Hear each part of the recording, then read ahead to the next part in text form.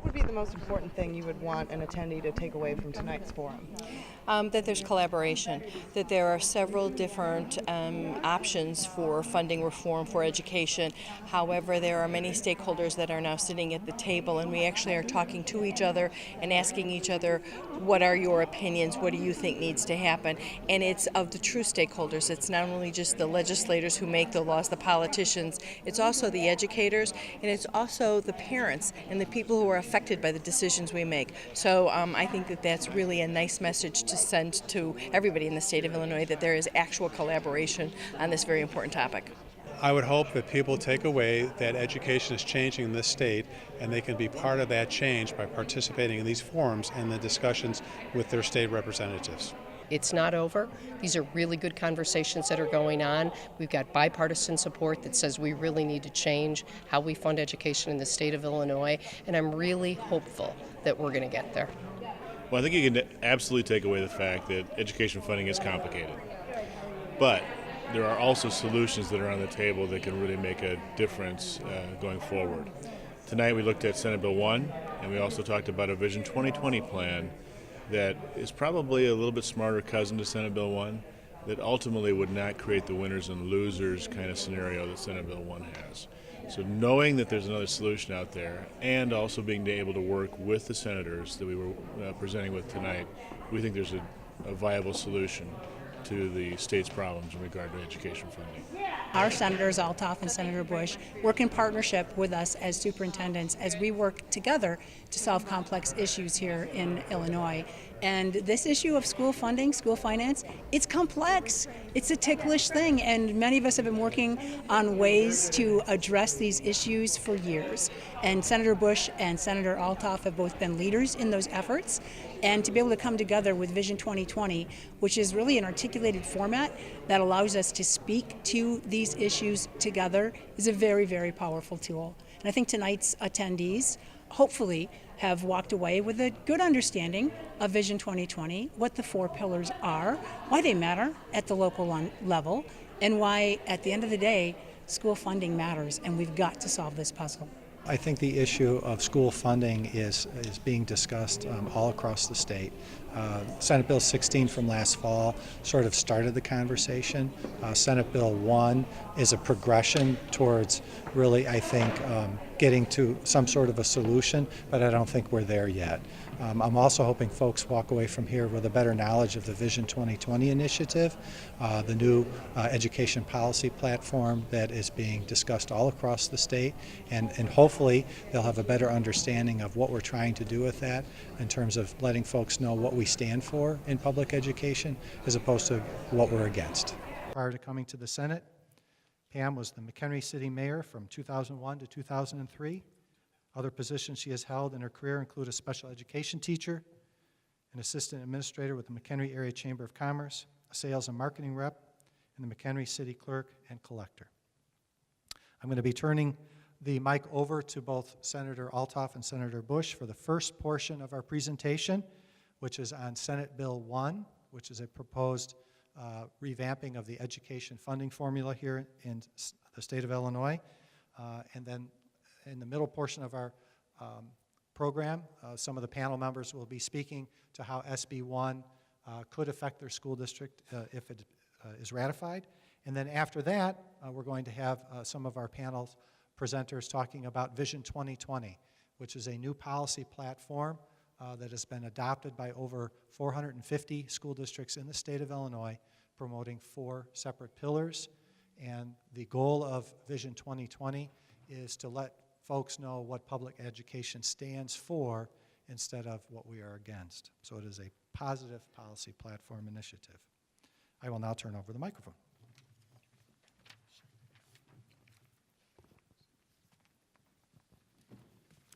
Good evening. This is going to be a tag team effort.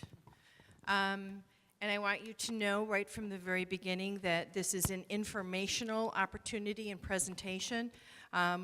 Both Melinda and I, she's a Democrat, I'm a Republican. She's young, I'm old. By 2 years. Mm-hmm.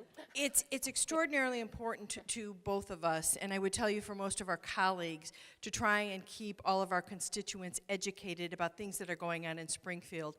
And usually they happen, it takes a long time, and then bam, it happens overnight. So even though we've been talking about education funding reform since I graduated from college, which was way back into the 1970s, it really does appear today that there may be some significant changes, or at least opportunities to have some changes. So we're glad that you're here. Thank you very much for attending. It's an opportunity to ask any questions about anything that you would like, but we really would kind of like to focus in on the education funding reform portion. What I'm going to do is, with some assistance from the audience on clickers, I do not deal with technology. I'm going to give you a real brief history of how this generated and how this started and how the whole conversation occurred.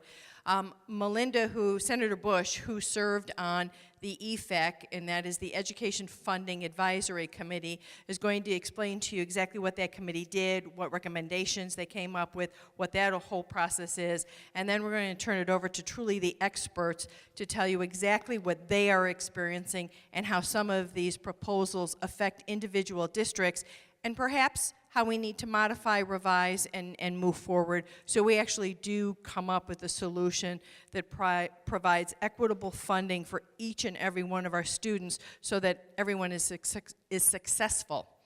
I have dry mouth. I was flying a kite with my granddaughter. Sorry. On the first slide we have here is basically general state aid. I think most of you who are here understand it's broken up into three components. The first is the foundation formula, which everybody thinks is the formula where everyone gets the same amount of money. Doesn't always work that way. However, the foundation level in statute is set at $6,119 per student, which is supposed to be the amount of money that every school district gets based on their attendance and their population. We then came up with the poverty grant, which was a way for the state to try and balance and provide to those school districts who had a higher number of individual students who were dealing with poverty to give them, you know, an equalization factor so that they got the same opportunities that perhaps students were getting from other families that were not dealing with trying to put food on the table, have a job, etc. And then PTEL came into play when we had extraordinarily high property taxes. They ran rampant, and so to ensure that we were keeping our property taxes under control, we put into place a formula that said you can't raise your taxes above this level.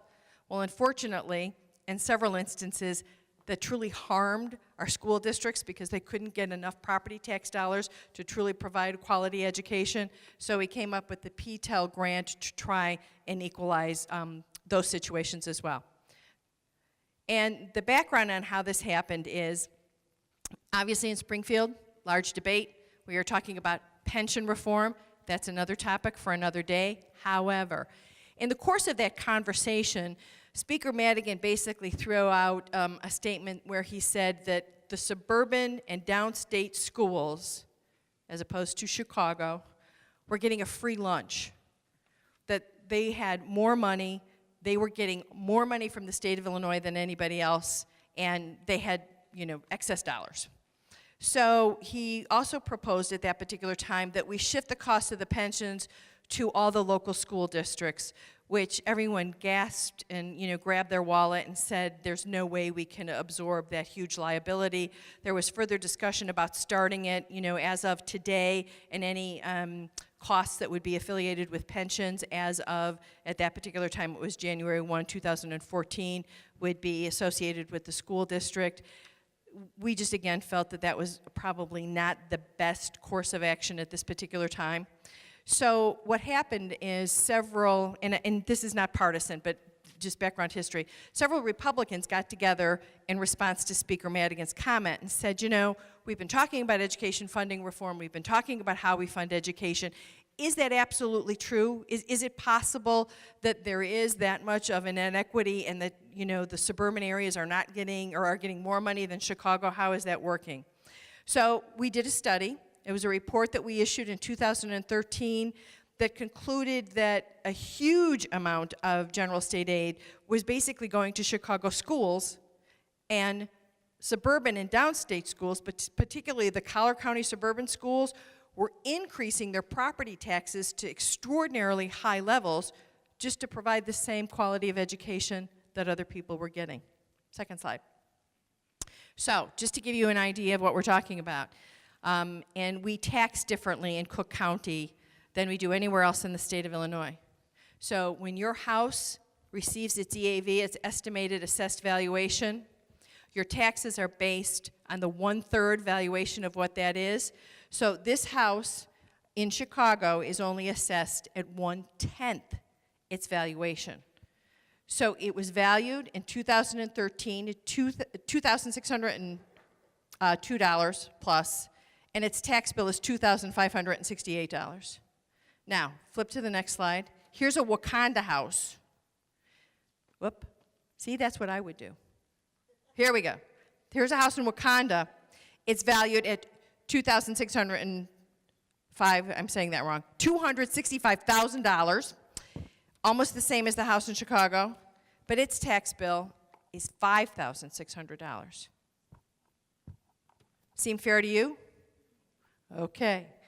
That's what we discovered right away, is the taxation is inequitable. Move on. So, we came out with our study. We showed that Chicago was obviously getting a disproportionate number of dollars from the state because their property taxes were substantially less than what we were paying out here in the suburban and downstate area. Unfair. So because of that report, there were several senators. Senator Bush was one of them, Senator Menard, Senator Luchtefeld. It was an equal representation of Republicans and Democrats, and we invited House members to participate, but what happened is Speaker Madigan never appointed anyone to the task force. So it ultimately became an issue of only senators who were investigating what we could do. So EFAC was created. Senator Bush is a member. I'm going to turn it over to her, and she's going to tell you exactly how that worked and what recommendations they came up with. So, hi, thank you so much for having us here tonight, and I really appreciate your taking time out of this beautiful evening. I think most of us in this room all believe in equitable education. Everybody in this room wants to make sure that every student in the state of Illinois gets a quality education. So EFAC started the Education Funding Advisory Committee to look at how do we get to equity in the state of Illinois? How do we make sure that a student in Wauconda and a student in Round Lake and a student at Stevenson get the same quality education? And how do we make sure that in the southern part of the state, they get the same quality education too? How do we get there? So that was the charge of the committee, was to look at, is it possible to get to equitable funding? I felt early on and stated in one of the first meetings that I didn't think we could get to equitable funding until we got to adequacy. And adequacy just means the constitutional level of funding that the state of Illinois, it's called our foundation level. So we had hearings across the state, testimony from other states, Massachusetts, Colorado, some places where they've attempted to do some things that would bring better equity. And what ultimately happened is there was a bill called SB 16, Senator Menard's bill, and it was a difficult vote for me because although I really believe in equitable funding, when all the numbers were run, it was really apparent that the suburban schools would be hurt. Most of them. There were a few schools that, we can call them winners and losers, but if there are people that are losing, people that are winning, everybody's losing if you have losers and winners. So it was really apparent that, that when those numbers came out, that schools like Wauconda, Antioch, Grays Lake, Grant, certainly they would lose funding. So it really wasn't an equitable way to move forward. That bill passed out of the Senate without my vote, but it was never called on the House side. So Senator Menard, who carried the bill and is from Central Illinois, really felt that we still needed to move forward. So they've continued to meet, and now they've introduced a bill called SB 1. It's very similar, but changes some of the assumptions in funding that we will look at later on. That basically, when you bring it to constitutional levels, in other words, the foundation level that we say in the Constitution of the state of Illinois that we will fund schools at, most of you probably know we're funding at about 89% right now, proration. We were at 97, I want to say, 89 and then 87 a couple of years ago. So we're underfunding. We're not at that foundation level. So it looks at, if we get to the foundation level, what actually happens. Which schools lose money, which schools get more money. But the thing that is, I think, the most important to remember is those of us that worked on this committee are absolutely committed to equality in education and making sure that everybody in Lake County has an opportunity to get a quality education. So kind of that's where it's at right now. The committee is no longer meeting. We had made recommendations and the bill was then put forward based on those recommendations. But again, for me, you can't rob Peter to pay Paul. So it wasn't something I felt we could move forward yet, and we can go from there. And I just, again, I want, because it's kind of a clarification, the recommendations from that EFAC committee were to make use of a single funding formula. The idea, again, government should be transparent. You should know where your dollars are going. Shouldn't take, an accountant to figure out exactly how much money you're going to receive. Provide additional funding to at-risk special education and English language learner students through a single formula. Again, regardless of where you live, if you have an issue and you're a special ed student or your English is a second language, you should get the same dollar amount, not more because you live in downstate Illinois or Chicago as opposed to the collar counties. We're going to hold districts and students to higher standards, require districts to provide greater clarity on how funds are expended, guarantee that all districts receive a fair amount of minimum funding from the state, ensure that districts retain the same level of funding as under the current funding system for a period of time once the new funding is accepted. And again, we all understand you can't have something new program, here it is, initiated tomorrow, you're losing $1 million. So it was going to be a phase in so everyone could make those accommodations. We're going to equalize the taxing ability between dual districts and unit districts. Obviously, most of you in the audience understand if you come from a large unit district, your expenses are slightly different than if you have an elementary and a high school district. Review the financial burden placed on school districts through instructional and non-instructional mandates. That was one of the only recommendations that came out of the committee that everybody agreed to, is to give school districts relief from unfunded mandates. And you here in Wauconda could decide your unfunded mandates list would be this, and yet down in Marion, Illinois, the unfunded mandates list might be slightly different. But we wanted to give more local control to individuals to make those decisions about what you could or couldn't include based on how much money you had available to you. And then the last recommendation was to provide additional transparency regarding the distribution of education funding. I'm going to tell you what we discovered, and hold on to your hats. But in the course of this, what we discovered in the study in 2013 that we were absolutely unaware of, except we saw the dollar amount increasing every year because it's buried, it's not a line item. The poverty grant level was changed in 2006. And it was changed because it was part of what we call the Budget Implementation Act. So it wasn't an individual piece of legislation, it was just included in the implementation of dollar amounts. And so that changed how poverty grants were distributed in the state of Illinois dramatically. And some figures are the PTEL grant over the last 10 years changed by 1.23%. The poverty grant, the amount of money from 2000 to 2013 increased by 431%. It is now $1.6 billion. 50% of those dollars, right off the top, City of Chicago. So, having said that, talking about the EFAC recommendations, we're now going to turn it over and talk about how Senate Bill 1, Senate Bill 16 may affect one specific district.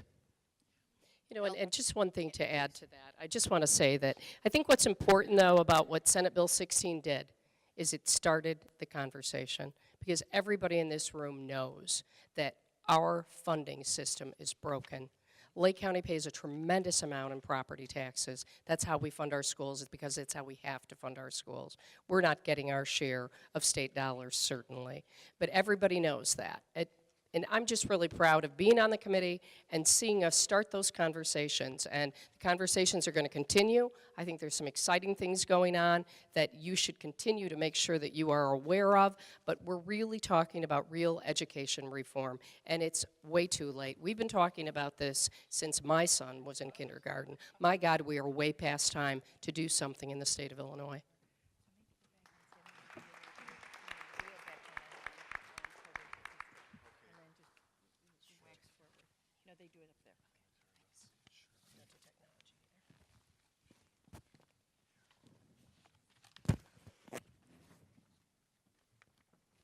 Well, we're moving a little bit in the direction of the package here. I was going to talk specifically to the charts we have that are part of the PowerPoint, but what was suggested was just to go through where we're at after the recommendations here. That on the next slide, we'd have the recommendations from the governor, which were to increase spending by roughly $300 million.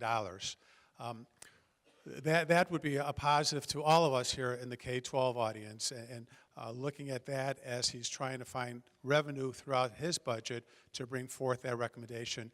He's also looking at a recommendation in increasing the early childhood education funding by another $25 million, which for our type of district would be a godsend as well.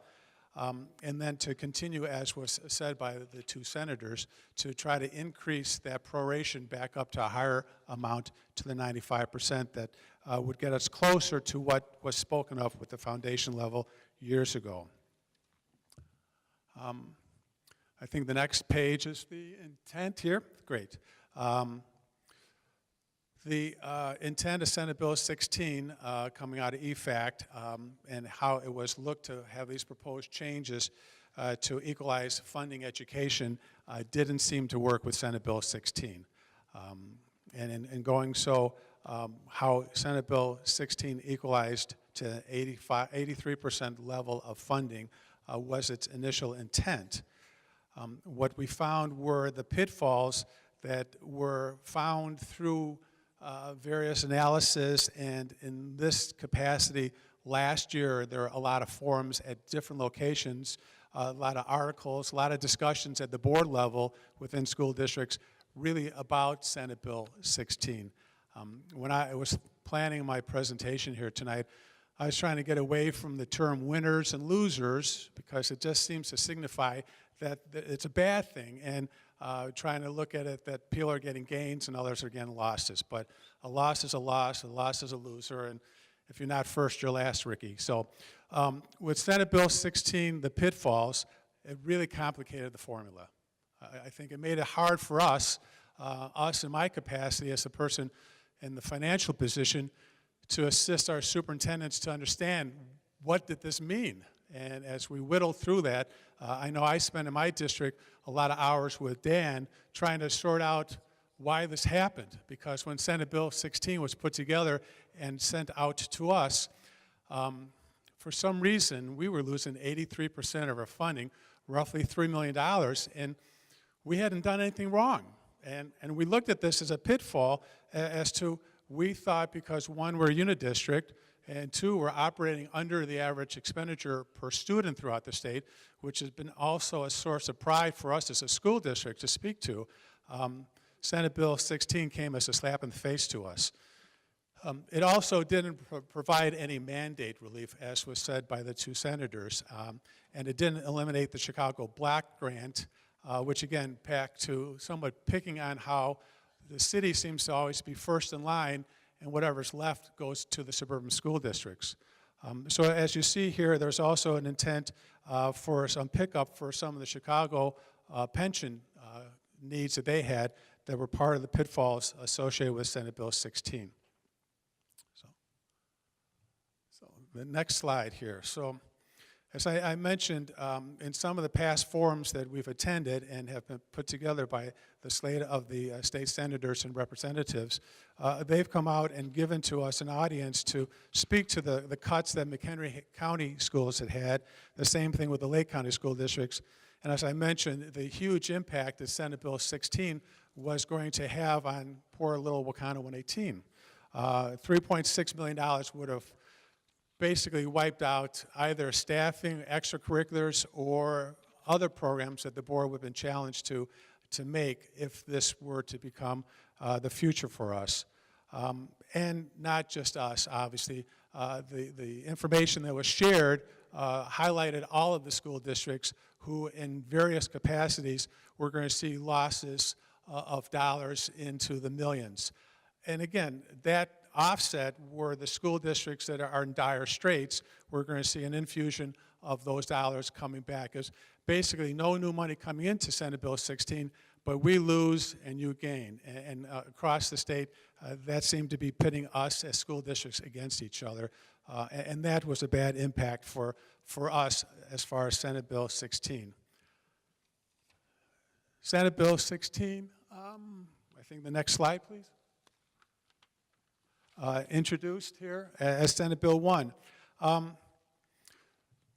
The earlier analysis on Senate Bill 1 is a bit interesting for us, and it's part of the future charts, and I think Dan and Christy are going to speak about Senate Bill 1 as it impacts their respective school districts.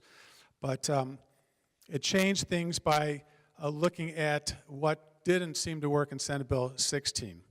But it brought Senate Bill 1 forth to give to us an opportunity to, again, look at how we redistribute these funds. So as you see within the respective slide here, it's still unbalanced. It still is somewhat pitting us against school districts. And as far as the new money that might come into Senate Bill 1, that's still an unknown at this time as such.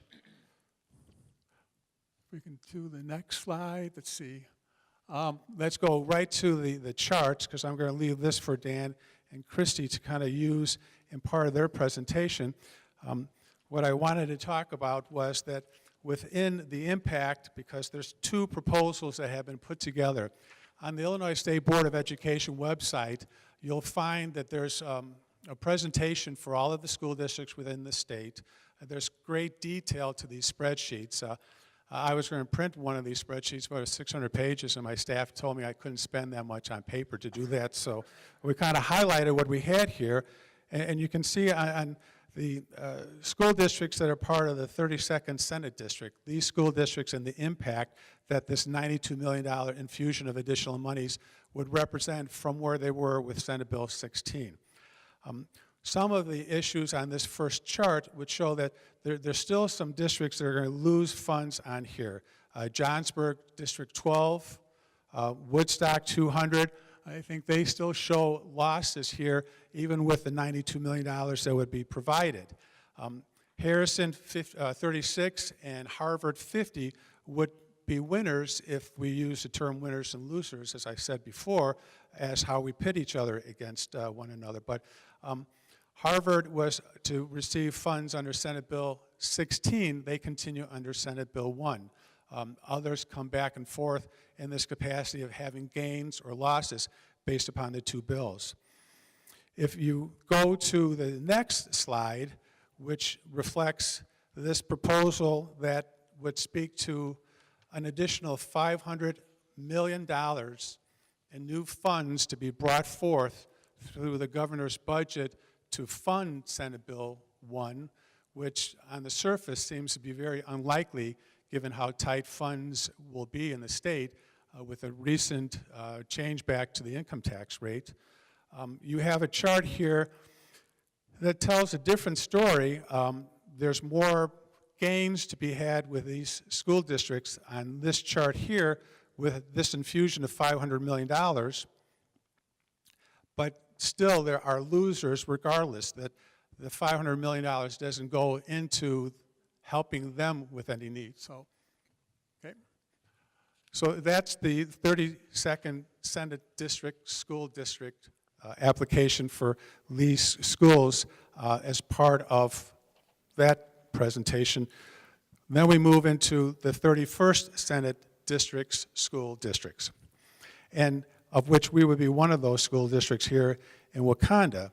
Again, the application of the $92 million provides monies in some sense to these districts. And as I mentioned before, in the Senate Bill 16 presentation, Wauconda was losing 82%. over $3 million.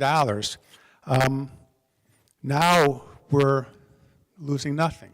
And I can't answer that exactly for you as to why, which I probably should in my capacity, but I'm telling you that that's a hard thing to answer because there's so many variables that are part of how Senate Bill 1 was constructed.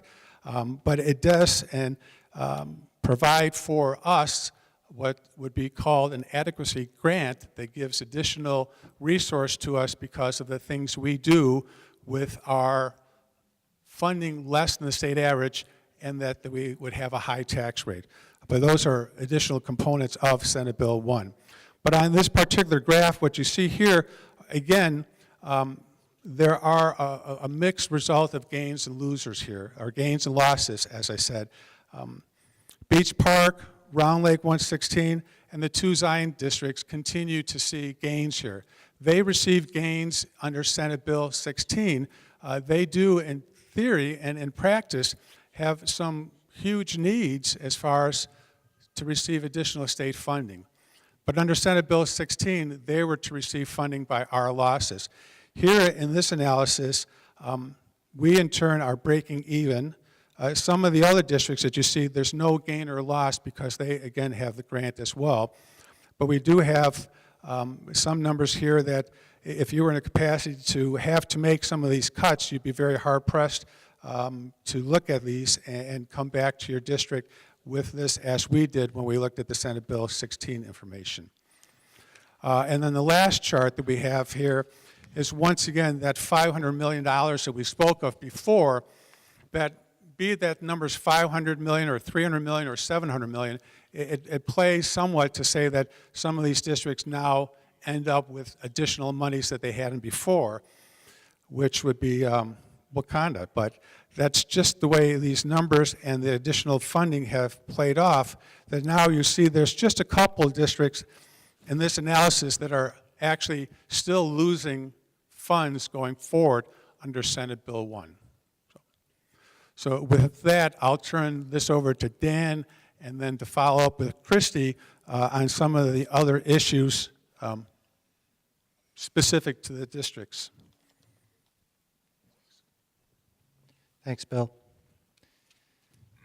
By the way, folks, our intention is that the PowerPoint presentation that you're seeing here tonight, that will be posted not only on the District 118 website, but it will also be available on both senators' websites as well. So if you want to access that later, obviously we're presenting a lot of information to you. If we could go to the slide, could we go to the one right before this, the 92 million? Yes, thank you. I want to speak specifically concerning Wauconda because that's the district that I represent, and I'm also going to speak about another school district. As Bill had mentioned, under SB 16, that law itself last fall really shook us to the core because we were staring at a $3.6 million loss to our general state aid. Basically 85% of what we normally receive. That would have been absolutely fiscally crippling to School District 118. So obviously we mobilized and went into action to let the folks in Springfield know that we just couldn't sustain that kind of hit. Last fall, Senator Althoff had a forum much like this out at McHenry West High School to talk about that. I commend Senator Althoff and Senator Bush for coming here tonight to share this information and making this information available then through social media and websites and things like that for folks to see that couldn't come tonight. But I also have to comment, and it's one of those things I can't help myself, and my board knows this because they know once I get a microphone in my hand I can't stop talking as they laugh at me.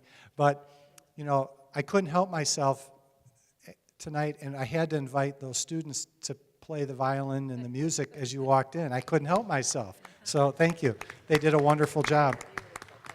And just like right now, I can't help myself because there's a lot of people that live in the United States that are in their 20s and probably even their early 30s that have never seen the United States that some of us saw before they became adults.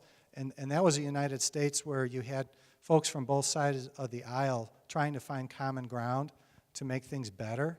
You know, there's the story of Ronald Reagan, who's a Republican, and Tip O'Neill's a Democrat, and they would duke it out all day long. But at the end of the day, they would sit down and they would find a way to make things work. And we all know we don't see that, and we crave that. So I have to commend both state senators, one from each side of the aisle, finding common ground and really answering the call that I think all Americans are asking for, which is, guys, let's get together and let's make this thing better. So thank you, and thank you. Okay, now I'm done. Okay, so as you take a look at Wauconda for the $92 million scenario, we're break even. And obviously for us, when we look at that, we go, well, last fall it was minus 3.6, so we'll take break even, right? And we don't know whether this law will pass. We don't know if it's going to be modified, because laws do get modified as they go through the process. But you know, for us, that's sort of a sense of relief. However, if that $92 million isn't there, the assumption is that our number would be less than zero, which would not be good news for District 118. When you looked at the slide for the $500 million increase to public education, we were, you know, $350,000 to the good. But there is a sense all across this great land of Lincoln that we don't know where this additional $500 million is going to be coming from for public education. So that would be great news for Wauconda, but we're looking at more realistic representation here with the $92 million. So that's Wauconda.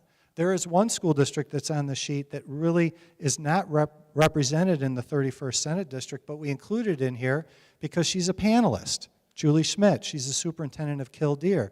And when you take a look at the numbers for Killdeer, they wind up in the boat that we were in last fall. They're at over a $2 million loss in state aid for their school district. It goes back to what Mr. Harkin had said. It's hard for educators, I think philosophically. We can see what it looks like for our own district. And if you're a district on here that's going to gain big and you need that money, it's a great thing. But we also have to look at this from a global standpoint. Public education in Illinois, the mentality should not be every man, woman, and child is looking out for themselves. There should be a sense that we are all in this together. Students move from district to district. They migrate. They should all have opportunities no matter where they live. It should not matter what their zip code is. So while there's a sense that we've migrated from SB 16 to SB 1 and it's gotten better, it's not there yet. The soup's not done yet from a philosophical standpoint when you take a look at it in a global fashion. So that's my take on that. That's my feeling in terms of an educator representing School District 118. I had superintendents that came up to me last fall when they were winners under SB 16 and said to me, Dan, we can't support SB 16 even though we're going to get a ton more money because we know what it would do to Wauconda. And that was really gratifying to hear. Those are the same types of things that should be occurring all over the state of Illinois, in my humble opinion. I'm going to turn over the microphone now to Dr. Sefcik. She's going to be speaking about the potential impact of SB 1 on Grant High School and the feeder districts, the elementary districts that feed into Grant.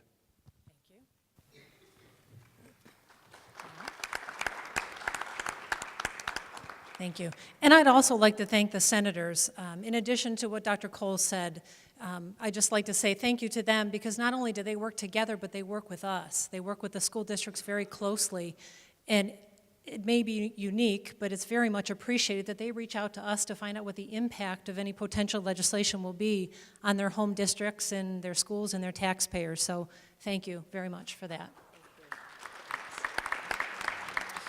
And along with Dr. Coles, I do agree that we have made some strides from Senate Bill 16 to Senate Bill 1.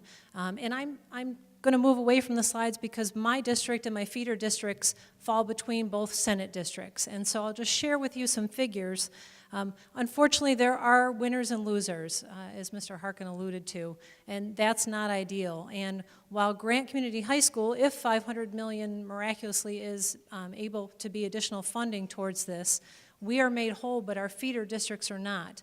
And Dan is right, in education, we can't look at this from just our own perspective. You know, we work with our feeder schools closely. We have 4 feeder school districts: Fox Lake, Big Hollow, Gavin, and Lake Villa. And so we have to make decisions together. And so in talking about this, this is not a positive thing for all of our districts. We have made strides. There are certainly steps that we could even take to try and hold harmless these school districts that are losing funds, or possibly phase in some of these decreases. But when you said that that cut from Senate Bill 16 rocked you to the core, for Fox Lake Elementary, if either the 500 or the 92 million is allocated additional, they're still huge losers. They're actually going to lose 65% of their general state aid. They're already a district on financial review, and it really would, it would not be good for them. So just to share some numbers with you, as I mentioned, Fox Lake would lose $700,000 if the 500 additional is applied. On the other end of the spectrum, Lake Villa stands to gain the most at $843,000. So terrific for them, but unfortunately in that scenario we have one loser and 4 winners among our districts. If only $92 million is allocated, we stand to lose $431,000. Again, Fox Lake stands to lose over $700,000, and then Gavin would stand to gain the most at $183,000. So again, just not ideal for all of our districts as we look at that as a group. School funding is very complicated, and so I'm certain that any solution to try and fix this is going to be equally as complicated. I do thank the senators for their work in the school reform, and I don't think any solution can be entirely successful without adding additional money to education, and that's the adequacy that Senator Bush talked about. With the state fiscal crisis, I'm concerned, as we look at all these numbers, the 92 and the 500, it would be ideal if that money is there to add to that, but that just seems a little bit unlikely right now. I do look forward to the continued dialogue, as Senator Bush mentioned. At least the discussions are occurring, and that's a terrific thing. And there's hope on the horizon that we can fix this, and possibly Senate Bill 1 can even be tweaked to still be a great bill. So I appreciate your time, and I will hand it over to Dr. Jacoby.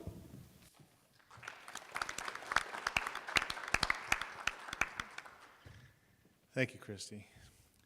Well, it's good to be with you tonight, and first of all, let me just sort of commend this kind of event, and I hope it happens in more communities where people are coming together and being interested in talking about some of the more complicated issues related to schools, but some of those issues are really about students. They're about what student opportunities exist in each district across the state of Illinois. We're going to turn a little bit here. We will end with talking about some funding again when we get to the end of our Vision 2020 presentation. But we're going to talk about a little bit more of a global visioning for schools that has emerged over the last several years. About 3 years ago, some of my counterparts and I met and said, we have been reformed to death in education.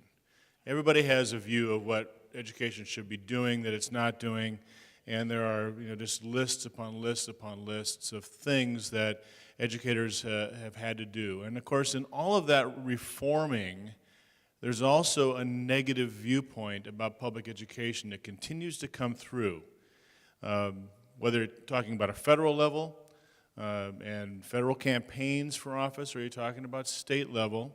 There is this continual criticism of public education. Since 1985, in fact, we've been on this downslide in terms of public perception generally about education. The unique element, though, is that in your local communities, people have a pretty good view of what happens in public education. People tend to think their teachers are high-quality teachers. But when you ask them about public education in general, they typically will give education in general a lower grade, a C, C minus, D. Well, we think it's time to stop sort of playing defense against that and really go on the offense. and put forward this idea that we do think that by far the majority of cases, public education is working. Students are accelerating, they're achieving, they're hitting the ground, going into their college and career opportunities, well equipped to do some of those kinds of things. They're getting great experiences in many parts of this state as well as this nation. And so Vision 2020 is about sort of turning from a defensive position of attack and pushing forward with some vision on, yes, it's working, but here are some things that can make it even better. And let's really talk about what we think will improve schools and raise the opportunity to increase quality of education. The partners are up here on our screen, and this has been about a 3-year process, really, from inception to today. And along the way, we gained partners outside of what we would normally call our alliance of educational leadership groups, which involve the superintendents of schools, the school boards, the principals, and the school business officials. And we added to that the regional superintendents of schools as an association, and then also a commission for the study of demographics and diversity, of which many superintendents in Illinois are members of. And that has helped us to kind of broaden our base and give us a little bit better perspective. The process by which we engaged included identifying key people in every part of the state of Illinois. In the end, we had over 70 people that spent about 18 months together working through what would be the most important things that we could cast as a vision for improving public education going forward from the viewpoint of those people who are actually on the ground, working in schools, working with kids every day. So that this isn't outsiders telling education what it should do, it's educators saying, here's what we see and how we can really improve student opportunities. And so out of that, we came up with 4 pillars. And these 4 pillars or 4 umbrellas are what we're going to try to describe tonight in some general ways. We're not going to go into huge detail. I mean, we have a policy brief that's some 60 pages. You can find it on our website, illinoisvision2020.org, if you want to go into the detail and look at the research behind every one of these. I want to talk about these 4 pillars in broad strokes. And I'm going to talk about the first one, highly effective educators. And then we're going to have Julie Schmidt and maybe Catherine Finger, if she gets back, talking about the middle 2 pillars, 21st century learning and shared accountability. And then I'm going to come back and talk about a different funding model that we think might be a better answer to Senate Bill 1, Senate Bill 16, and this idea of winners and losers, and maybe where we can go to kind of merge those 2 things together. When we talk about highly effective educators, there'll be some bullet points up here on the screen that sort of summarize and capture some of the key components. We know, for instance, that in general, the higher quality educators are, and that would be teachers, principals, superintendents, business officials, those people who are trained to do those particular jobs. The higher the quality we see in them, the more achievement we see in students. And most likely at the teacher level. The higher quality a teacher is in front of a student, the more the student will learn. It's kind of simple when you think about it, but research bears out that that is one of the most important things that we could focus on as educators. And so we need to be able to attract the best educators to Illinois. Now we have some barriers to that. Well, one of those barriers is pension reform, honestly, because any new teacher coming into Illinois, we can't give them a long-term promise right now of a really, good professional pension out into the future. But what we can do is promise them that they can come into environments where we have a commitment to high-quality teaching. And what that means is that we're committed to not only crossing over state lines through reciprocity type agreements to allow the greatest teachers in Indiana and Wisconsin to come into Illinois, but we're also interested in figuring out ways to make sure that in minority districts that have a large percentage of minority students, that they have minority teachers. Because research also tells us that if the teacher in front of a child is like that child will achieve more. Okay, that's just a reality. Well, in Illinois, we are what we would call a minority-majority state, and yet we only have 8% of all of our teaching cadre in Illinois that are minority. So we have a gap there. We need to close that gap. And so we have provisions in our highly effective educator pillar here that would address some of those things. We also know that teachers must, and all educators really, must continue to grow. In any industry, in any business, when somebody comes right out of college and they take that first job, they're not the best they're going to be, we hope, in their whole career, when they take that first step into that first job. That would be true for all of you in whatever jobs that you end up doing. You hope that you grow and become better and better, and there's this continuous improvement cycle that nurtures that. And so professional development and mentoring become really, really important, especially in the earliest years of career. And right now, there's not a lot of financial support for mentoring in Illinois. So we're proposing that we need to take care of our teacher corps, our administrator corps, and grow them effectively over time. And in any district, any school in any district, you're going to have a wide range of abilities. You're going to have rookie teachers, and you're going to have veteran teachers. You're going to have rookie administrators, veteran administrators. We want to make sure that we're continuing to improve everybody. And so professional development is a really important part of having highly effective educators. We have one bill in this arena right now that we are pushing pretty heavily, and I think we'll have some success with that, and that is to create this path of reciprocity so that teachers from other states can come easily into Illinois, so the principals from other states can come easily into Illinois, superintendents and business officials as well. I don't know if you know this, but today, if a teacher from Indiana wanted to come to Illinois, they could not get a license because they'd have to take about 3 more graduate classes in order to be able to qualify for that. Same thing for other administrators as well. And that's a barrier. That says we don't want the best from around the world. We're just going to keep our doors closed here. Well, I don't believe that we need to do that. I think we need to be able to go beyond our borders and draw people in that are going to be some of our best and brightest teachers down the road. So highly effective educators is a pretty important pillar. But we have 3 others, and I'm going to turn it over now to Julie and let her talk a little bit about a couple of the other ones.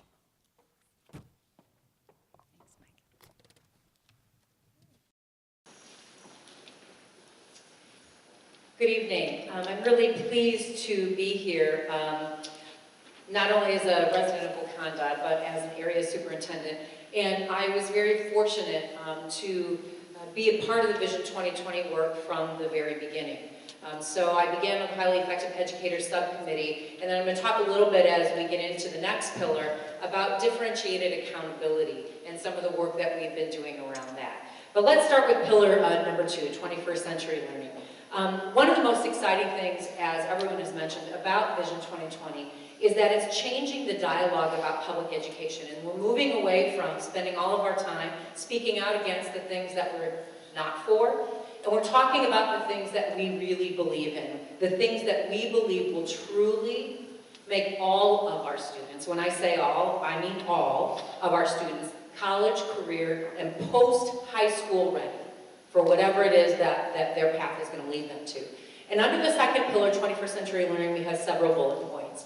The first is aligning social and emotional standards. Now, you may or may not know this, but Illinois is actually one of the only states in the country who has adopted social emotional learning standards. We have officially adopted social emotional learning standards in the state of Illinois.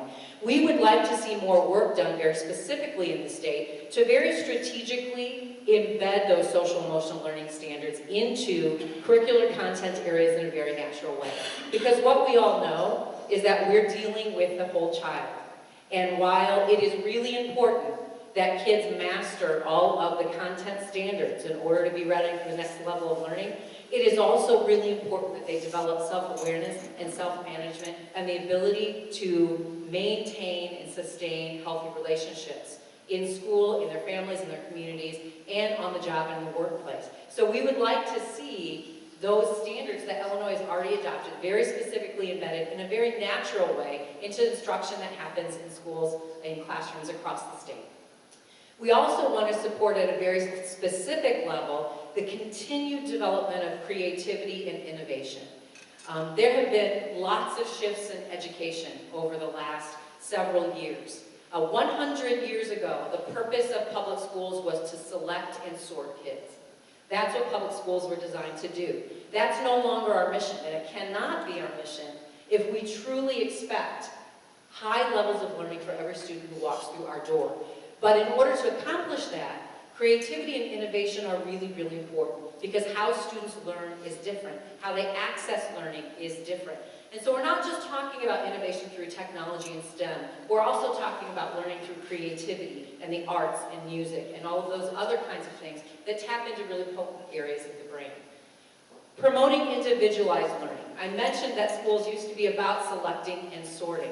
They're not anymore, which means that it's our job to figure out how to get the very best out of every single student. And that requires us to do some individualized things with students and provide them with opportunities that are going to best meet their needs and open up doors for them once they leave the K through 12 or early childhood through 12 system. So promoting individualized learning through differentiation and various opportunities, whether they are post-secondary colleges and universities, vocational or career training. Engaging parents, families, and communities in a very meaningful two-way dialogue about what we all want for the kids in our community, and best practices and best ways to do that. And importantly, I'm sure none of you have heard anything about the Park assessment lately at all. I'll talk a little more about that.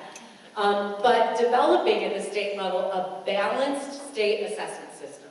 Now here's what I mean by balanced. When we say a balanced state assessment system, what we mean is that schools no longer are judged and are no longer required to give one standalone assessment that results in a single score that then determines how your school or your district is rated, is ranked, and how that individual student is rated and ranked and looked at related to what their future holds for them. A balanced system of assessment includes growth from year to year, no matter where it is you're starting out when you walk in that door. It includes growth, it does include achievement, and it also includes accomplishing and meeting certain annual objectives that you set based on your areas of vulnerability. There we go. The other piece is, and I'll hit on this in differentiated accountability, it offers more incentives in this pillar for offering preschool and full-day kindergarten programs. And there are, we all believe, and we all know what the research is behind early intervention. We all want that for our kids. We're talking a lot tonight about some financial barriers. And financial barriers don't just impact hiring teachers and developing curriculum. It also impacts things like building buildings and having the space to offer the programming you know is important in your community. So incentives and support for making sure that we are intervening early with kids, as research suggests, is best practice. Promoting partnerships with post-secondary institutions. Now, I do have to say, we are really lucky in Lake County because I think we have a very meaningful relationship with the College of Lake County.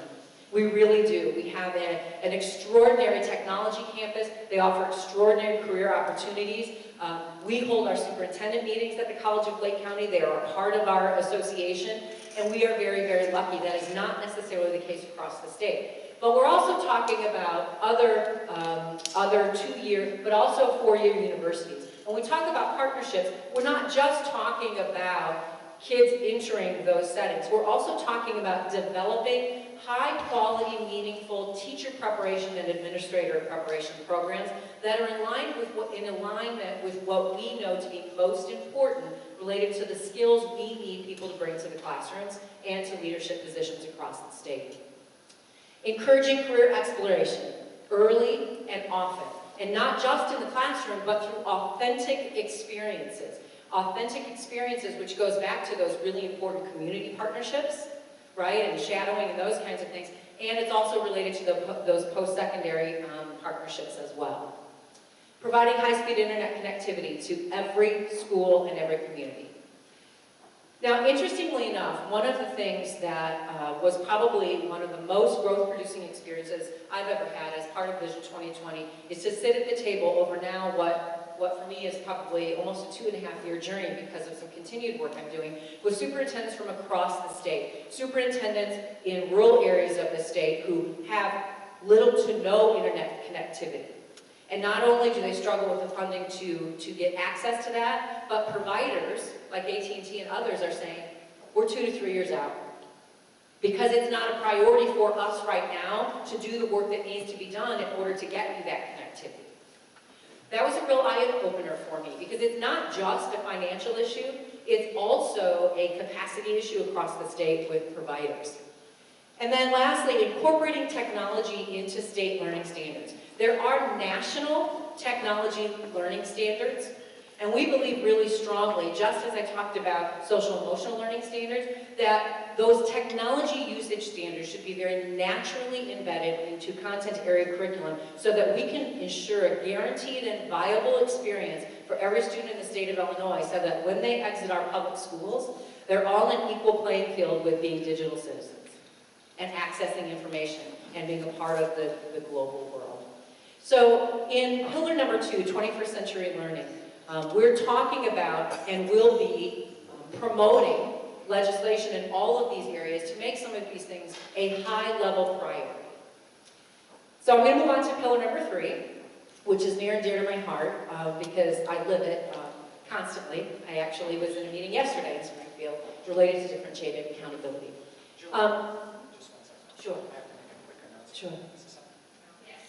Okay. The senators folks said we should probably, if you have questions and you have those question cards, if you could start doing that, and they'll collect those. So you gotta do is raise those up. Anything concerning our presentation tonight, either on Senate Bill 16, Senate Bill 1, education funding, and of course now the Vision 2020 presentation. Sorry about that, Julie. Thank you. Yes, those baskets are for questions, not Okay, pillar number 3, shared accountability. One of the things, now here's the thing that I think that everybody needs to understand very, very clearly.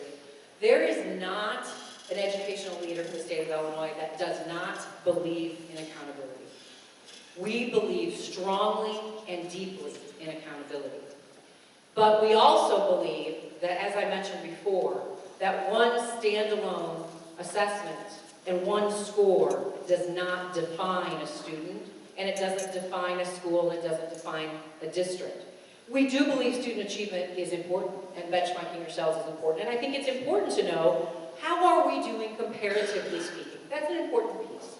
But differentiated accountability takes into account lots of things. One of the things that we're advocating for is to expand membership on the Illinois State Board of Education to include a number of practitioners, whether they be superintendents, principals, or school board members, but practitioners, because one of the things that you will hear us often say is the Illinois State Board of Education, while I agree with lots of the initiatives that they talk about, we have a capacity issue when it comes to implementation. We really believe strongly that having active educators around the table at ISBE will help to stimulate some deeper and more thoughtful thinking about, number 1, recommendations, and number 2, good, strong implementations that are feasible and can be sustained. Because what I've also learned through Vision 2020 is that where the Illinois State Board of Education may not have the capacity, we in the state of Illinois do have the capacity to support and facilitate implementations that are of high quality. We meaning practitioners. And what's happened for years and years is the Illinois State Board of Education has tried to do all of that itself without tapping into the expertise, the energy, and the knowledge, the depth of knowledge across the state. So we really believe that that would go a long ways towards a more reflective dialogue related to what makes sense. And when decisions are made, a really good, solid implementation plan that makes sense. I'm going to skip to 3 and 4, and then I'll come back to differentiated accountability. Distinguishing between essential and discretionary regulations and mandates. What are those things that are in place that are critical? Number one, to stay in good graces with the feds. We need to do that. We rely very heavily on the $1 billion that comes from the federal government. We know that. What are the things that we need to have in place to protect that? And what are the things that are critical for safety and health and mental health and all those kinds of things? But what are the other things that are in place? Because what often happens in legislation, and this is no secret, is sometimes what happens is legislation gets passed based on sometimes the lowest common denominator. Something happens that's horrible, right? Something happens in the state that's awful. And people say, we can never let this happen again. So we're gonna pass legislation. And it makes sense, right? Yes, of course, we don't want that to happen again. However, there are places that make sense and there are places that does not necessarily make sense. And sometimes those mandates are extremely costly. Whether they are curricular mandates, whether they are mandates related to exactly who you can have and what qualifications they can have in certain positions in your district, whether you need them or not. You know, those kinds of things. So really taking a good hard look at discretionary and non-discretionary mandates that are in place, and where might we be able to give people relief based on certain benchmarks, if they're meeting certain benchmarks.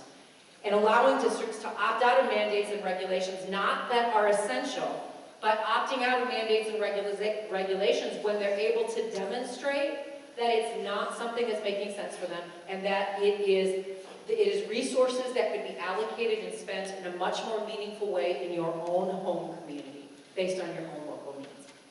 So then I'm going to jump back to differentiated accountability model. So one of the things that we are working on, and we're working very hard on draft legislation, is a differentiated accountability model. Now we all know that student achievement is really important.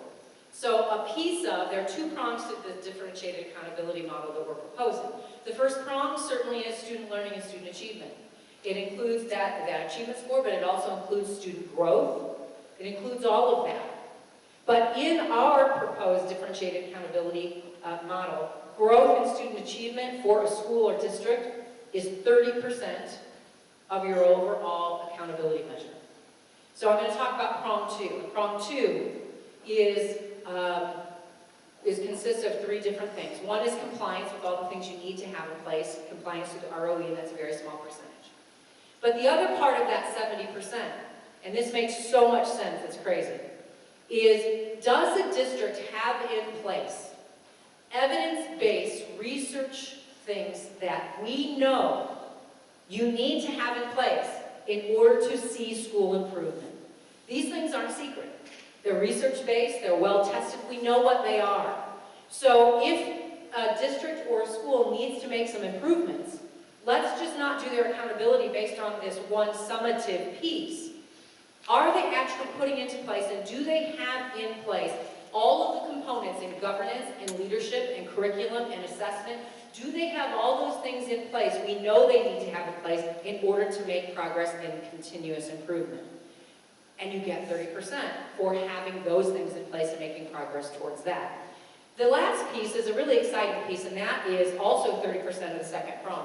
And that's what we call contextual evidence. Because what we all know is there are amazing things happening to improve outcomes for kids locally across the state of Illinois that may or may not be reflected in that one summative score, or maybe may not be reflected as of yet. So 30% of that second prong is local contextual evidence, where schools and districts will be able to present their own local data that shows that they are making progress towards closing an achievement gap between their general education population and any subgroup population of students, whether that is special education, low income, limited English proficient, but you have internal data showing that you're making progress towards closing that gap. Or let's say at the high school level, you have evidence to show that you're expanding your offerings of AP courses, and you're enrolling more and more students in more rigorous curriculum. You should get credit for that. Let's say you're enrolling more students in the College of Lake County's career and vocational programs. you should get credit for that. So that last piece is all of that contextual, local evidence that speaks to the priorities and the values of your community and the progress that you're making towards those other improvements that may or may not yet be evidenced in that one standalone summative score. And I can't tell you how excited we are about this. We are working very hard, not only on draft legislation, but very specifically on how this process would work. So pillar number 3, differentiated accountability. We believe in it deeply, but we also believe that every school district and every community should have the opportunity to show the progress that they are making based on what's happening in their community with their families and their kids. As long as they're able to provide the data and actually show that those things are happening and they have all of the components in place they need to have in place in order to get there. And that's pillar number 3. Pillar number 4, back to Mike. Catherine, you lucky.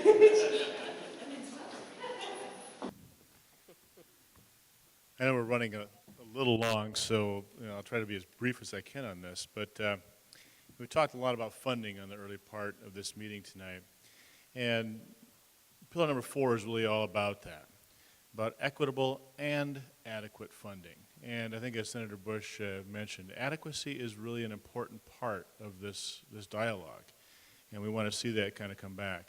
I'm going to actually start at the bottom of the screen and kind of work my way up on some of these issues. At the bottom of the screen, we talk about the idea of more of a 2-year budgeting kind of cycle. Most school districts do long-range projections. They base decisions today on what they think the impact is going to be in 2 or 3 years. But it's very hard to do that when, like for instance, last week we found out that this year we'll have 2.25% of our education funding cut for this year, and this is April 1. We don't have much left this year left. So, our budgets are not going to be good as a result of that. With the 2016 budget and some of the difficulties that we'll see emerging with that, we don't anticipate, and I don't know what you ladies think, but I don't anticipate we're going to have a budget for a while. The first payroll of the next fiscal year is July 16th. I think our deadline is July. There you go. There you go. But if you do July 15th, we're opening school on August 25th, so it's very difficult for us to wait until that moment in time to do our planning for the next year. And there are certain statutes in Illinois that require us to do things like make decisions about how many teachers are we going to have and how many support service people are we going to have. We have to make those decisions. Matter of fact, most districts have already made them in March for next August, and you're doing that sort of blind. You don't know what your revenue stream is going to be from the state. In some regard, you don't even know yet what your revenue stream might be from your local property taxes, because those bills aren't going to be coming out until May 1. So there's still some gaps there that we have to address related to how we do the business of schools. And that's one of the reasons why we have a 2-year funding cycle as a long-term goal or proposal, that if we could get to that, it would make it a lot more efficient. We do need that the state has to restructure its financial house. This year, we're doing this cut in order to resolve a fiscal deficit in fiscal 15. But we know that we start the dialogue about fiscal 16 with about a $6 billion deficit. And that's going to be really difficult to cover by additional cuts. The governor's put forward a plan. Fortunately, his plan for education doesn't include cuts, but we're not necessarily certain that that's going to be able to win the day, given all the various other types of pressures. So in the long run, the state does need to kind of clean up its own financial house, get out of a structural deficit, and have enough revenue to cover the essential services that are important for a state to cover. And so we urge the state to do that, and we know our senators here are going to be doing a lot of good work in that area in the next several months. We also know that we've lost $1 billion in state funding towards schools over the last 5 years. And that has hurt that really has hurt. And it's hurt in districts that are highly dependent upon state resources versus districts maybe that are highly dependent on local resources. And what that means is that a student's education now is even more determined by where they live. If you live in a highly affluent area and property taxes can support a high per pupil expense, you're going to have experiences that are rich and good for students. If you live in an area that has very low property values and is dependent on the state, they have seen cutbacks in their major revenue stream that have resulted in them eliminating programs and experiences for students. We have high schools in Illinois that no longer offer AP programs or advanced placement programs for students because they can't afford to do it anymore. We have districts in Illinois that have cut back on music. We had great musicians tonight. I'm a former high school music director. It breaks my heart. But they've had to let those kind of programs go and take those student opportunities away because of that state reduction. So we know enhanced spending in education is something that has to happen, and it's going to have to happen quickly because students are losing the opportunities today. And that brings me to the last piece, which we call an evidence-based funding model. And if we go to the next slide, I think it kind of depicts this model in what we call Senate Bill 1403. As people ask the question, well, what is an evidence-based model of funding? It's really trying to focus on what does it really cost to deliver a high-quality opportunity for students, rather than kind of starting with the lowest possible number and building up from that, which is what we currently do with state funding. There are several really important elements in an evidence-based funding model. One of those is, what are you currently doing? I mean, in this district, there's a budget every year that outlines, here's how many teachers we need, and here's what the cost is, their salaries and their benefits. Here are the classrooms that we're going to occupy. And in those classrooms, we need supplies and materials and technology, heat and lights. We need to be able to maintain those in a positive way. We have a certain number of people that work in the support sector in our schools, whether it's bus drivers or custodians or secretaries that work in our offices. We have administrators that oversee the daily operations of schools. We know what those things are, and we know what it costs. So when we start talking about adequacy, we have to start with the first assumption, and that is, what does a basic education cost? And we can do that in Illinois very easily. Matter of fact, we did a study in 2010. We have the baseline for that study to work from. But then secondly, we need to add to it evidence from research, and Julie talked a little bit about this. There are certain things that if you do those particular things in schools, like focus on early childhood or full-day kindergarten, and really try to catch students early on in their educational career, that pays back. That has a return on investment that is sometimes mind-blowing when you see the actual statistical evidence from research on that. Well, we need to be able to say, we don't just want a minimal educational opportunity for students, we want a high-quality one that actually is going to produce the highest possible opportunity for students to grow and to learn. And so there's two types of evidence, the what is and the what should be. And what we try to do in an evidence-based model of adequacy is put those together. And so that we can say to this district, based upon your student needs, based upon your student demographics, based upon where your district is in the cost of living elements of Illinois, here's what it really would cost for you to deliver a high-quality program of instruction to every student. And then we look at, well, what can you supply locally? And we need to create some fairness in that. We saw the slides earlier that showed it's not really that fair. Property taxes in one community versus another community are based upon different rates. And so we need to kind of make sure that we have a flat understanding of what the overall commitment is going to be at the local level. And the difference between what the local level would be and what the adequacy amount is for that district is really what needs to be filled by state and federal resources. And it's not that difficult to figure that out. The difficult thing is this, is that we're so behind the 8 ball on trying to fund education, where we've basically lost this $1 billion over the last 5 years, that it's very difficult to get that all back. So in our model, what we say is, let's define these things, and then let's introduce a scalable approach that year by year by year by year, out to 2021, 2022, we can really get there. Because that's the only way it's going to happen. There is absolutely no way we're going to see money fall from the sky in the tune of billions of dollars that's going to just do this overnight.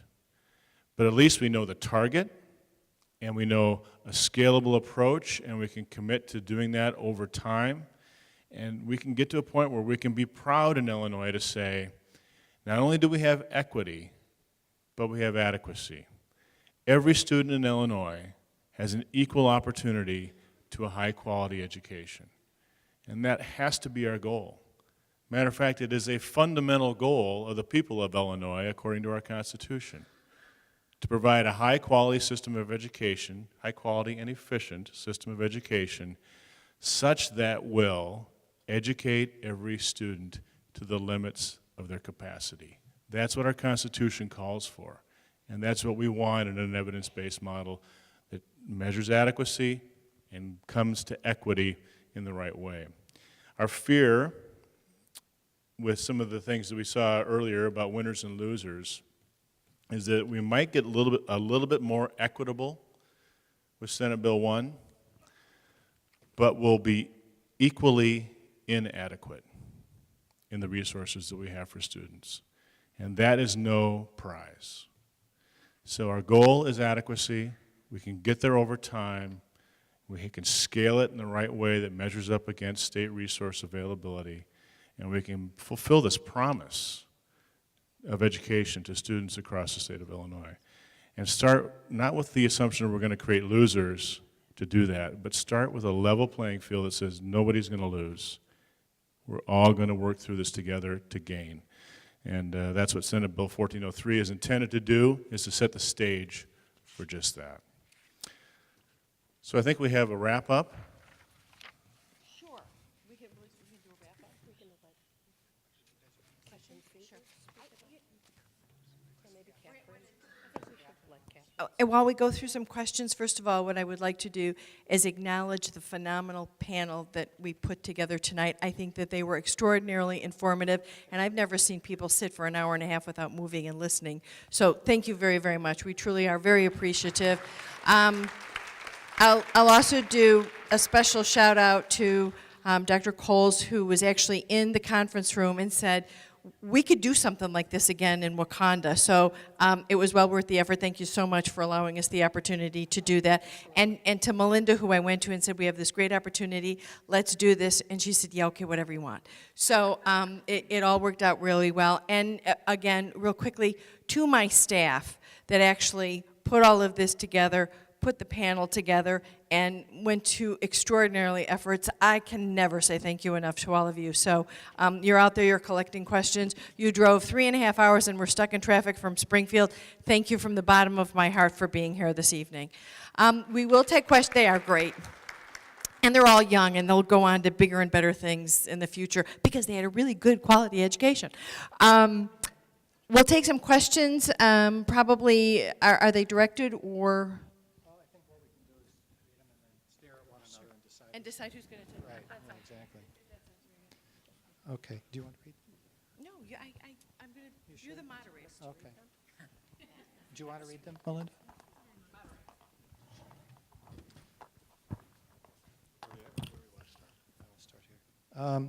The first question is can anyone comment on the reception of the Vision 2020 initiative in Springfield, and can we expect to see some forward momentum in some of the components? And is my mic on? Yeah. I think what's really exciting is we're seeing bipartisan support which is great moving forward. I think it's a great kind of umbrella, that allows us to say, this is the vision, what are the pieces of legislation that we need to get there. But at this point, I really do think support is good.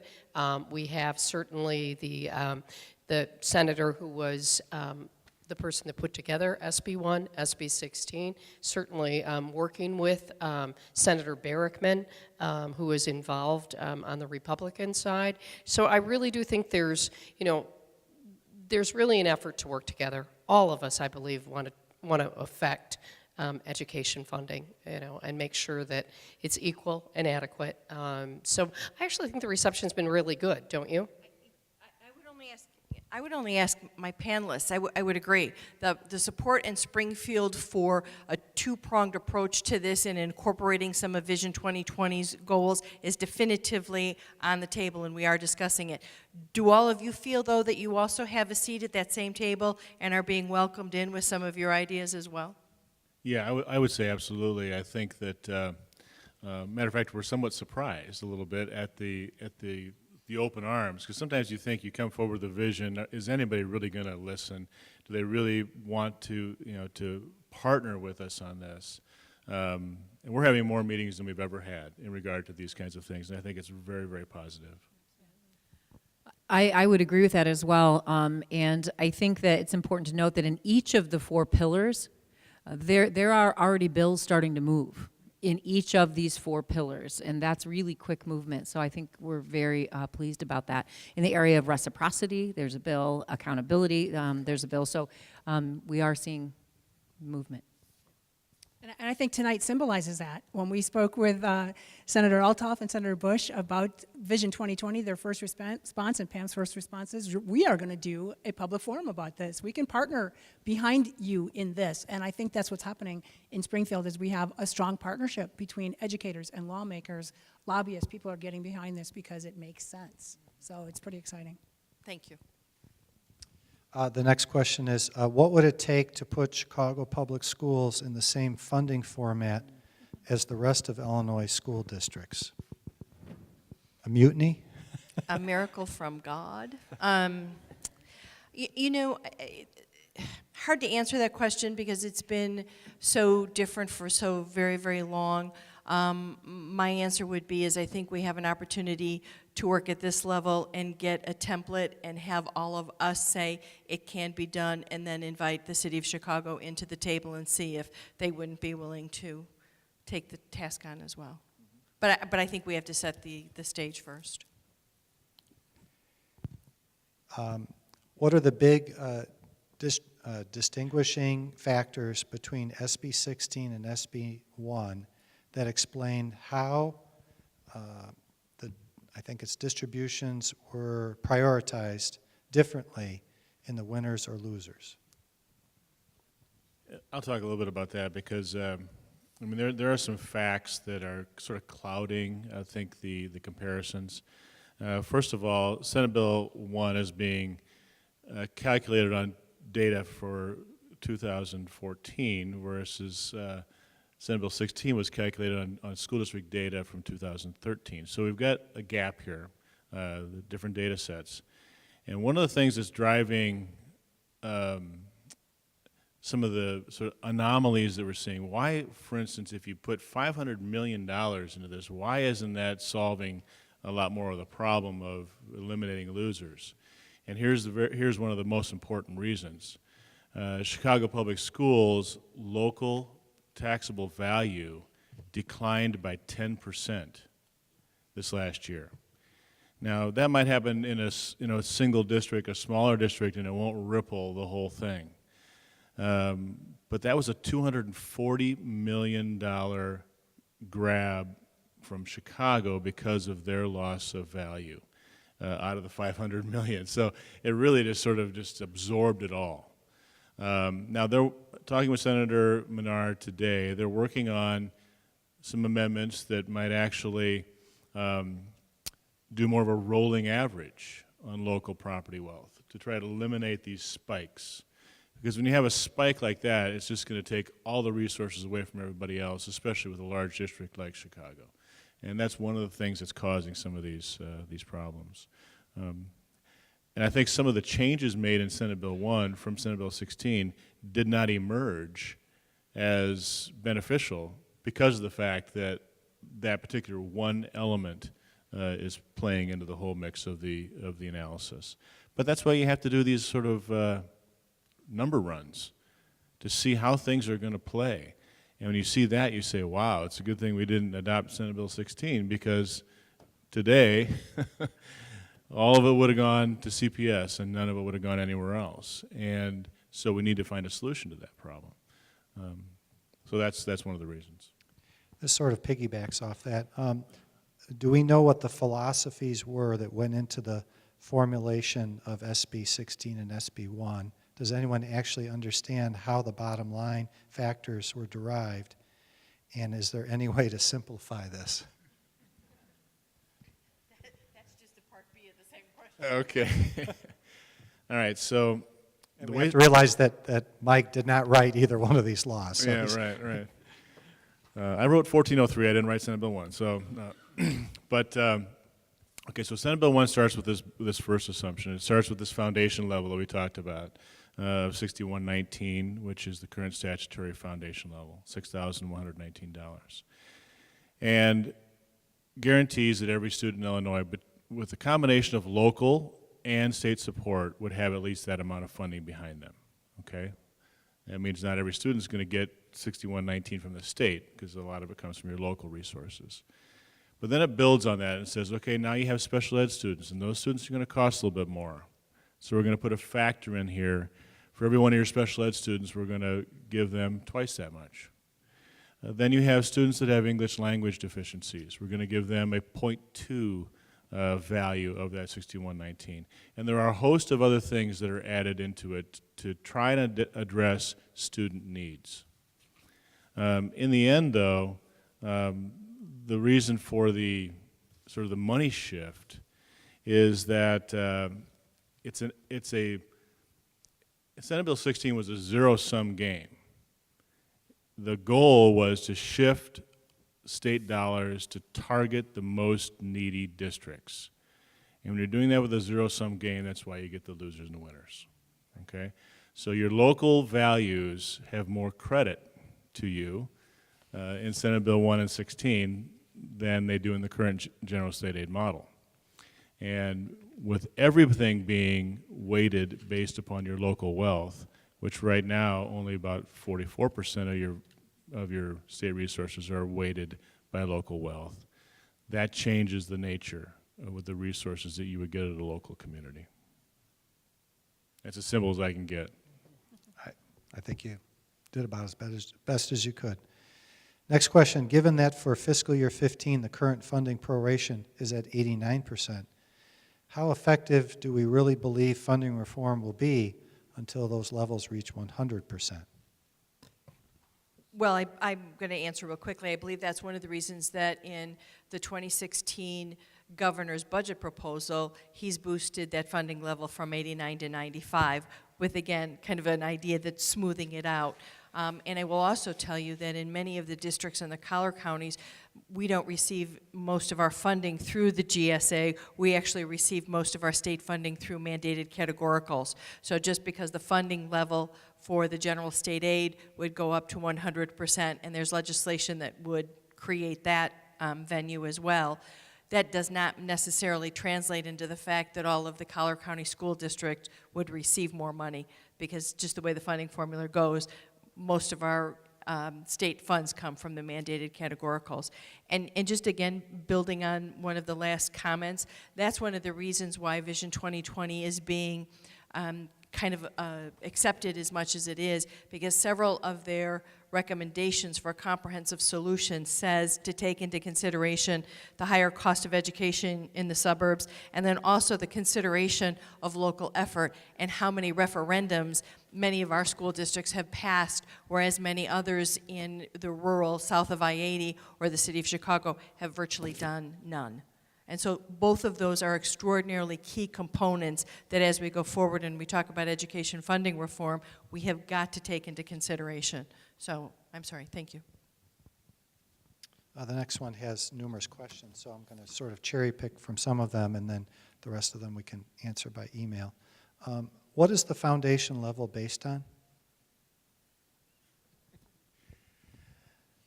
It's based on the amount of appropriation that was available about 5 years ago.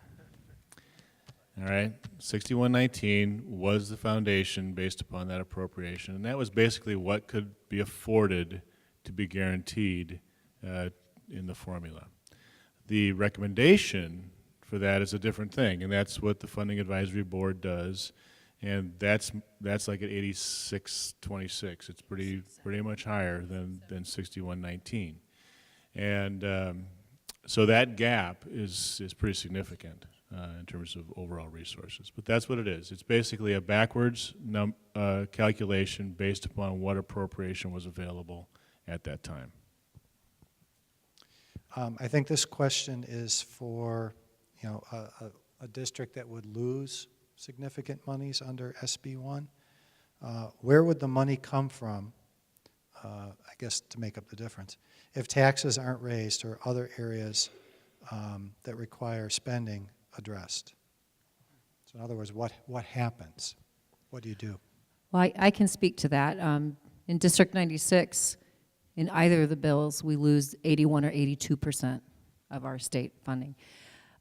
So I can tell you a couple things would happen. I mean, certainly local property taxes, but the first thing that would happen is we would drain our fund balances.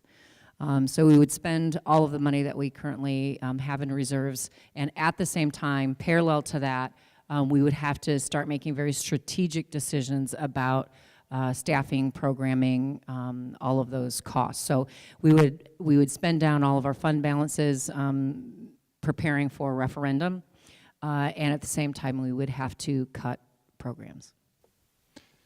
Those are our only options. Could Christy, maybe you answer that question as well? Sure, I would just concur with what Julie said. I mean, we have some reserves that we would obviously spend down first before we make any program cuts. That's always the last thing that you want to do, is to have anything that's going to impact students. But that certainly, without looking for funds outside of the district, that's really the only option available. And just to follow up on something Dr. Jacoby said, the funding, just this formula used to be based on so much more money. When the general state aid was developed, it was when the state was paying half of the costs to educate.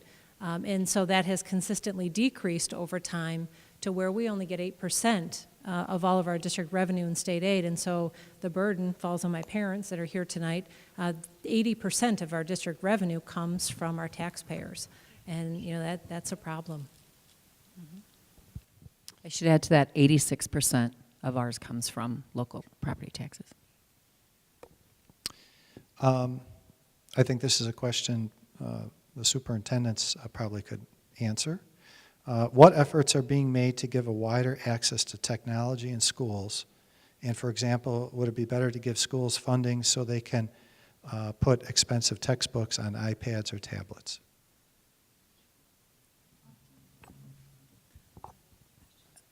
All districts are doing a great variety of different kinds of things with technology dollars. In District 127 in Grays Lake, over the past, good grief, probably 8 years, we've spent over $6 million in infrastructure to expand access and accessibility for technology as well as equipment. We do have a Bring Your Own Device initiative in our district we started 3 years ago. We also have various one-on-one pilots going on. We're not a full-on one-on-one district, but basically we're very strategic about spending our technology dollars around making sure that every single child has the access that he or she needs in school and at home to a limited degree. I would add to that when you're looking at devices and one-to-one, and we are one-to-one at the middle school, one-to-one iPads, but there's a piece of that, equipment is equipment. But technology doesn't impact learning unless it's also paired with very high-quality professional development for the adults in the setting related to how to strategically use the device to enhance student learning and to teach more deeply and richly to the targets, to the curriculum. So it's not just that standalone, access piece related to internet access and the equipment, but it's also a professional development piece. And in my opinion, spending a whole lot of money on infrastructure and equipment without also having the funds to provide the professional development so that you're implementing it at a high quality level is irresponsible. So, it's a very, long-term strategic plan related to that access. Many districts are coming together to offer that sort of high-quality professional development, especially in Lake County, which is really an exciting thing. I'll answer the question for Wauconda. Ours has been a long-term progression. And of course, there's never enough resources to get where you want to go with respect to technology. That's true for all of us. You make decisions about what kind of smartphone you're going to buy. I'd really like that one, but it's not in the budget, so I'm going to get this one. Usually it means you have that iPhone that you're still using that you'd like to get the latest, greatest.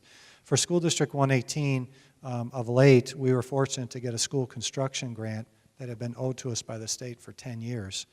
We finally got that. We were able to redo our infrastructure at all 6 of our schools. That allowed us the web access, the wireless access points, to then purchase the hardware so that we could actually use that hardware. When you think of your own home, if you have wireless access in your home, you can only hook up so many devices to that and it bogs down. You just think about that in schools. My school district, we've got 4,600 kids. So if they're all on the network at the same time, that's a lot of traffic. So we had to put in that infrastructure, and we've also purchased a cadre of Chromebooks that we're now using across the grade levels. In addition to that, we put in short throw projectors in all the classrooms at the high school, which have been a big hit. But you also need not only that staff development that Julie and Catherine talked about, you need the tech support too. That is a lot of technology to support, and it's got to be working. If you were here early, you saw Randy, he's over there right now. He's our network engineer. He was in here just assisting, making sure that the technology would work for tonight. So there's a lot of components there, and in a perfect world, sure, we could have all those textbooks right there ready to go in the world of technology, but it takes a while to get from point A to point B with that kind of an initiative. But it is the long-term goal, I think, of all educators to do that. And Dan, part of that question had to do with textbooks, and it's interesting because one of the things that you don't necessarily think about is it's wonderful to have textbooks digital. I mean, it's great because what happens is, let's say a U.S. history book, it can be updated in a very fluid manner. You don't adopt once, every 8 years, so the information is updated. The cost piece of that people don't necessarily think about is when you're on a 6, 8, or 10-year adoption for a textbook, you're paying for that textbook one time per student, right, per copy. Digital textbooks are a yearly subscription. So it oftentimes quadruples your budget for digital curriculum because it's fluid and it's updated often. It costs a lot more to have your curriculum or your textbooks digitally because of a yearly membership versus a textbook purchase cycle. Absolutely. And really, in terms of where education is heading, as we go through over the next couple of decades, you're going to see more and more teachers abandoning textbooks because the information for the content is on the web. And it's a matter of integrating that into lessons, and with students being able to access that anywhere, anytime, from any device. That's Google's mantra. You're going to see that over the next 20 to 30 years where folks are going to migrate away from that.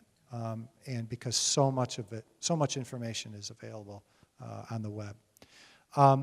We're going to have a few wrap-up comments from I think one of our state senators. Before I hand over the microphone, there's a couple people I'd like to thank. One of them is Sue Mazzano, my assistant. This would not have happened without Sue. She did a fantastic job. She's probably out in the hallway right now. Also, Randy, our tech person that assisted tonight. Thank you, Randy. You did a great job. Appreciate that. Also, there's someone hovering above all of you, and that's Amy Evans, our theater manager. She's right up there behind the troop 5255, helping out there. And so thank you to those individuals. I want to thank our panelists as well, my compatriots here in Lake County, my fellow superintendents, and Mike as well from my ASBO, and Bill Harkin, our business manager. We're so fortunate here in Wauconda to have someone that's so extremely competent handling our finances here for well over 2 decades. So thanks, Bill. And one final thank you to both state senators for hosting tonight, putting this together, and thank you again for all of your diligence. We appreciate it. Thank you. So I'll be brief. Not only do you have 2 incredible state senators in this area who work across the aisle, truly, it's a pleasure to work with Pam. It is. We're fortunate that we have people like us here. We are. But what I really want to say is these are amazing superintendents. You are so fortunate. They get how important it is to work with Springfield. I mean, when I first was elected, one of the first groups I met with were the Lake County superintendents, because they understand how important it is to have these relationships. So we really don't do anything without conversations with them. So when they come down to Springfield to see us, which is not as often as we would really like, we do take the time to talk to them, and we make sure that we meet with them in district. You know, they invite us to quarterly meetings, really, so that we have a dialogue going on, because we may make the laws, they know education, and we're really honored to work with them.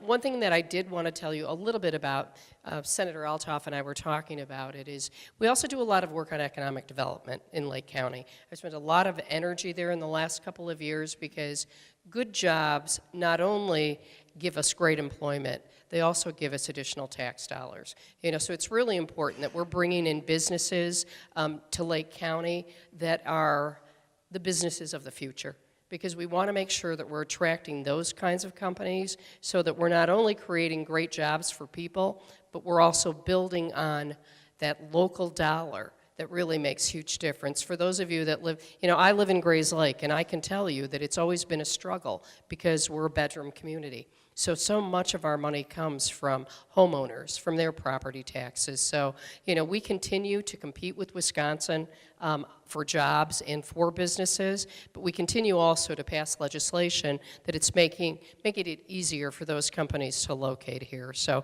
we promise to continue to work on those things at the same time. But really, thank you so much for coming. And I really appreciate Senator Althoff asking me to do this with her. You know, it's something that we need to see more often in this country. It doesn't matter what party we're from. It matters that we're doing the jobs for the people that we represent. And, you know, I'm proud to say that that's something that's really important to us. So thank you for taking the time. And, you know, if you ever have any questions, I know that Senator Althoff certainly feels the same way that I do. Reach out, because your opinions are important to us. And really, thank you so much. And thank you for being here tonight.